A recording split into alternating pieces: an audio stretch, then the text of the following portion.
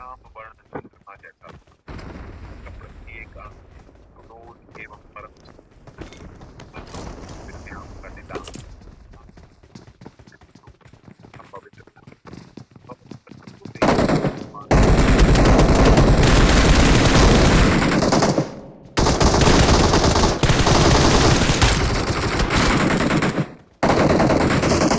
देखकर बहुत हर्षित हुआ।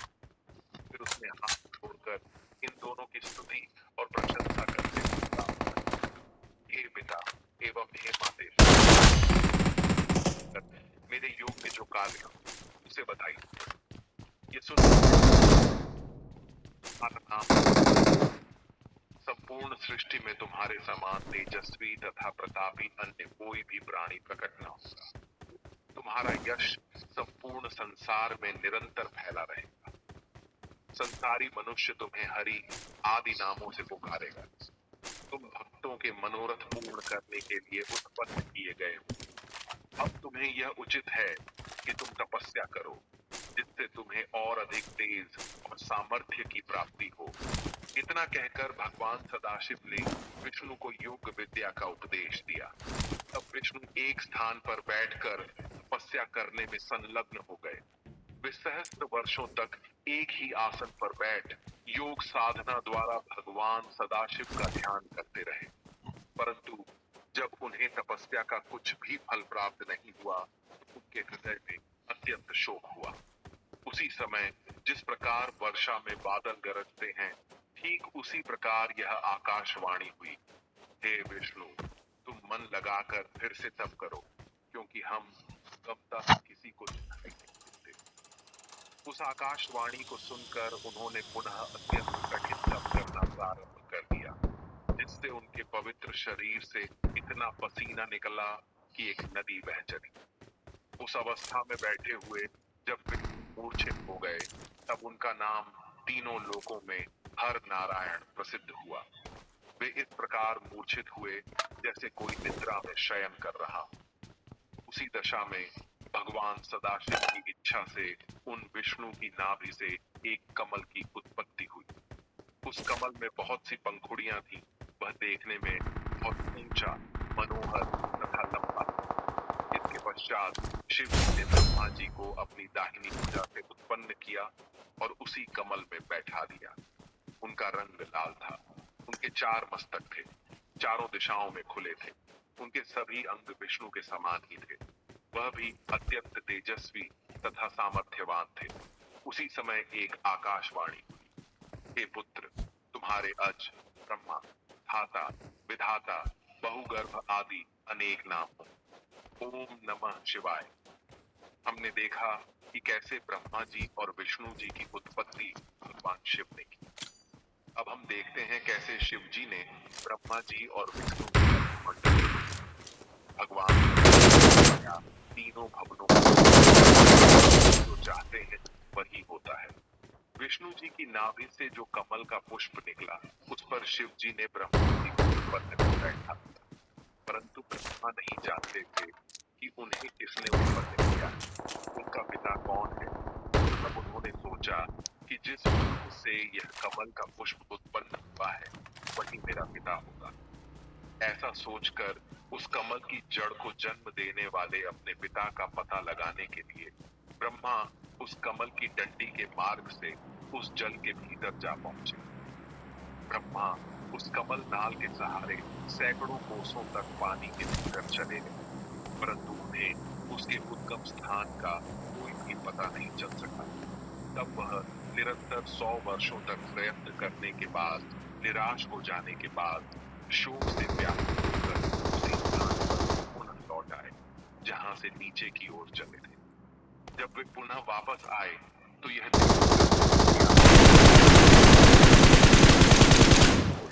कहीं भी दिखाई नहीं देता, जिस पर वे पहले देख उन्हें अत्यंत चिंता हुई। इस संपूर्ण सृष्टि के स्वामी से देखकर आकाशवाणी हुई, जिसके द्वारा 2 अक्षर प्रकट हुए। उन अक्षरों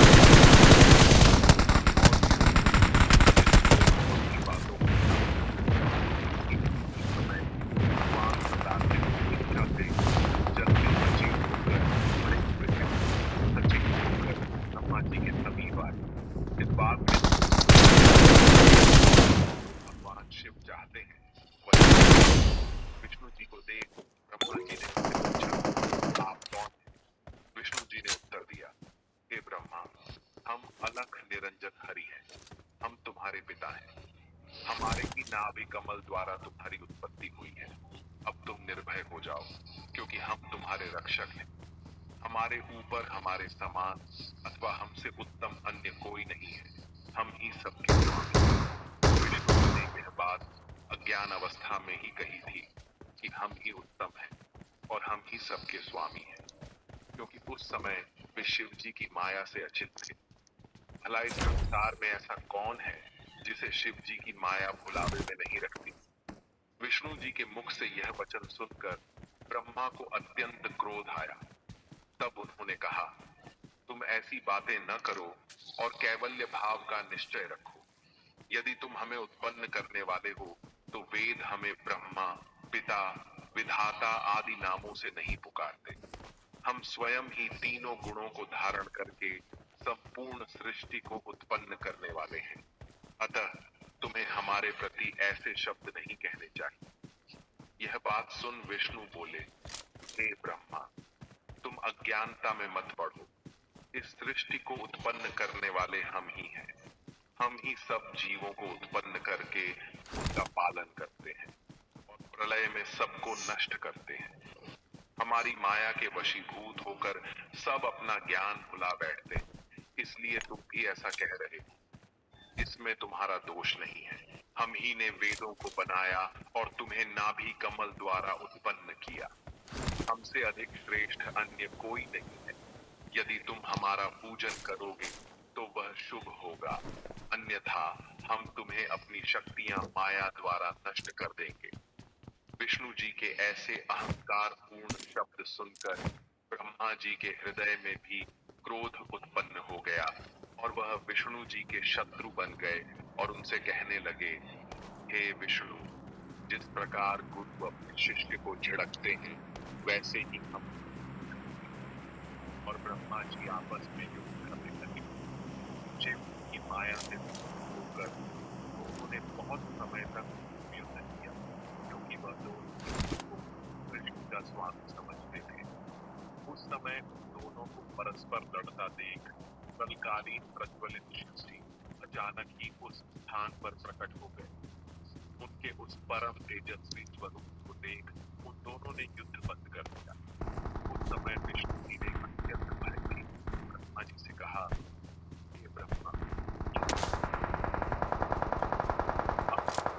उचित है इस तेज के आदि और अंत को देखें। हम दोनों में से जो भी इसके आदि और अंत को देख लेगा वही इस सृष्टि का स्वामी और सबसे बड़ा माना जाएगा। हमें तो यह तेज आदि और अंत से रहित जान पड़ता है।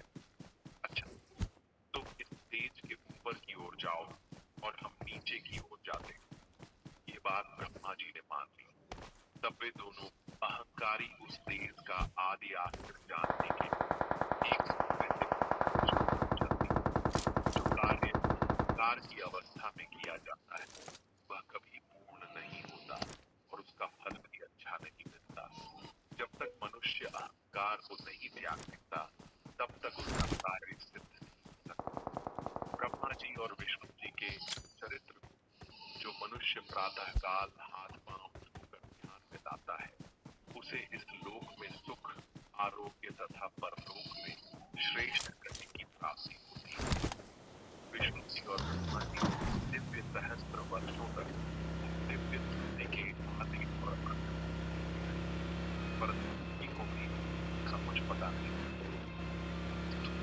वह दोनों निराश होकर अपने ध्यान परंतु तभी एक आश्चर्य की बात हुई कि जिस स्थान से वे चले उन्हें बहुत ढूंढने पर भी कहीं दिखाई नहीं।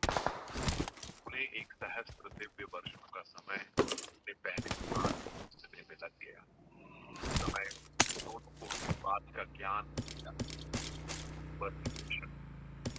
सबसे उत्तम और पूरा। ये बात ध्यान में आते ही यह आकाशवाणी, हे ब्रह्मा तथा हे विष्णु, दोनों उसे सुनकर उन दोनों ने योगाभ्यास करते हुए इस प्रकार कहना, स्वामी, हम लोग ने आपकी माया की खुशी कर अपने को सृष्टि का उत्पन्न करता समझ लिया था। अब हम अपने अभिमान को त्याग कर आपको दंडवत करते हैं।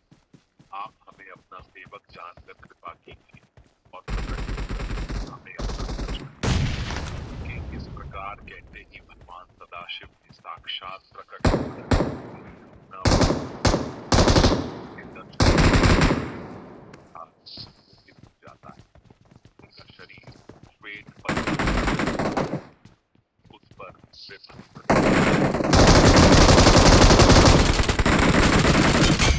और आभूषणों को धारण किए हुए विराजमान। उनके दर्शन प्राप्त कर ब्रह्मा और विष्णु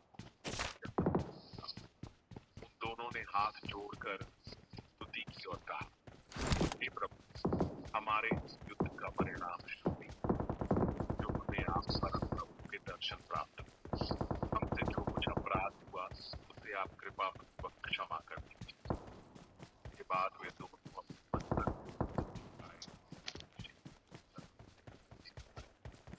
ब्रह्मा जी और विष्णु भगवान सदाशिव ने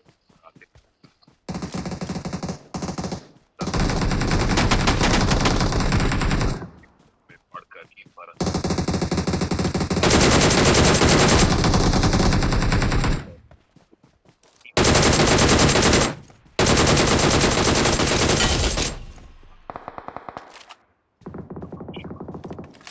ब्रह्मा जी और विष्णु जब उनको ही सर्वश्रेष्ठ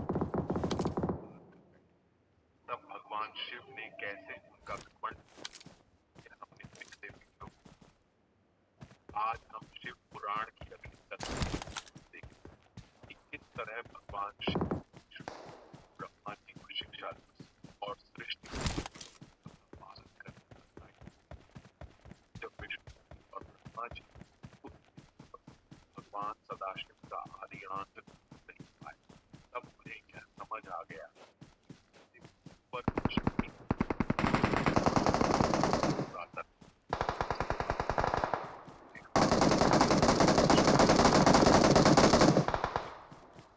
सुनकर साक्षात प्रकट हो सर्वप्रथम उन्होंने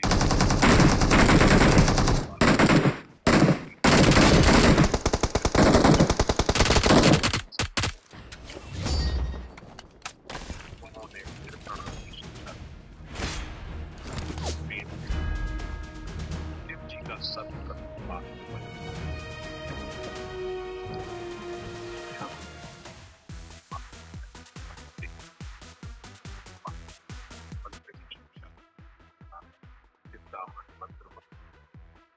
मनुष्यों और देवताओं और मंत्रों को पढ़कर ब्रह्मा जी को अत्यंत आनंद। उस समय ब्रह्मा जी और विष्णु की कृतज्ञता